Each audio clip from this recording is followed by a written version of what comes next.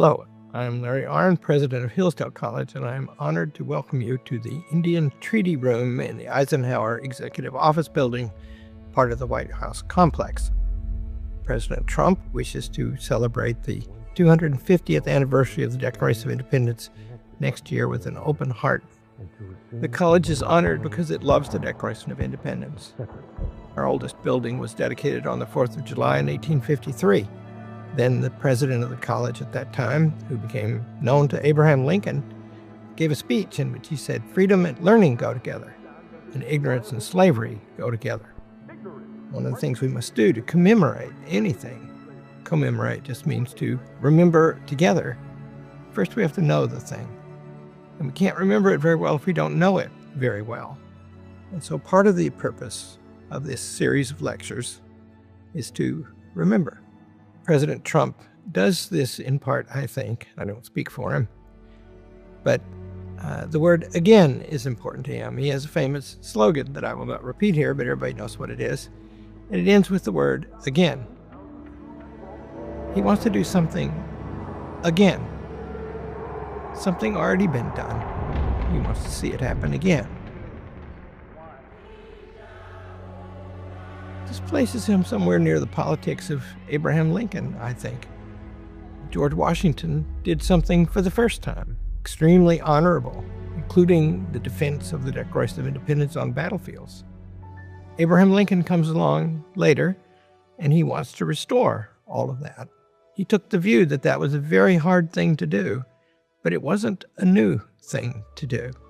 It was something that we should remember and commemorate.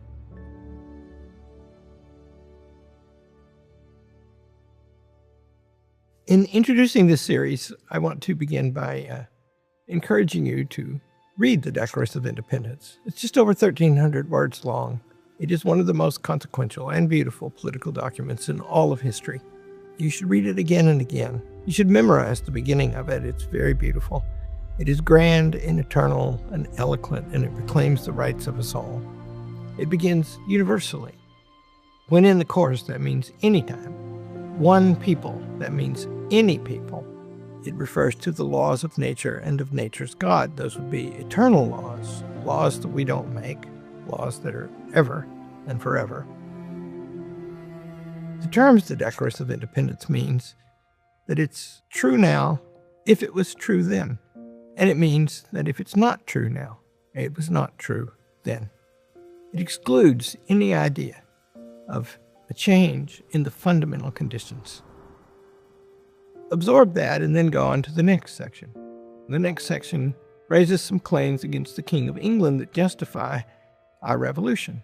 The particular claim is that he has violated his rightful powers by invading the authority of the legislature, which indicates separation of powers would be right, and that he has interfered with representation, our ability to elect our government, which means consent of the governed has been interfered with, and he's interfered with the judicial branch.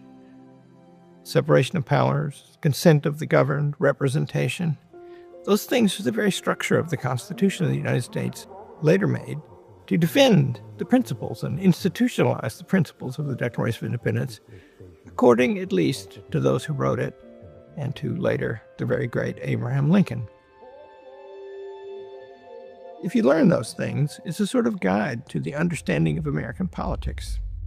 After the charges against the king comes a particular, also very beautiful, final section that becomes so particular it is confined at the end to the actual people in the room voting to approve the Declaration of Independence. We mutually pledge to each other our lives, our fortunes, and our sacred honor. It starts out with all eternity, and it ends up with those people and that room and everything they have pledged to this eternal cause. It becomes the American cause, the cause of our people, formed under principles of all people by a resolution they made unto death to defend it. That, I think, is the foundation stone of America right there. In the course of the American Revolution, in April of 1775, in 2 villages in Massachusetts. A bunch of people, first about 70, then maybe 3,500, were called out to fire the shot heard round the world. Several hundred British regulars were coming down the road to seize an arms depot and, you might say, assert the might of the British Empire. And they gathered to stop them. And they did. They were organized to do that. Somehow it wasn't just individuals rising up. They had already bound together to cooperate. It's a very stirring story. And we have the marvelous Bill McClay, a colleague of mine, a historian, tremendous teacher. He's one of our best. He's written many books. He fell in love in history a long time ago after a classical education. And I commend one of his books in particular to you. I think the best one-volume history of the United States ever written is called Land of Hope. Listen to him and enjoy and think about your liberties and their structure and the Declaration of Independence. This first lecture is about that shot heard around the world. It was April 19th, 1775, and Bill McClay will tell us about it.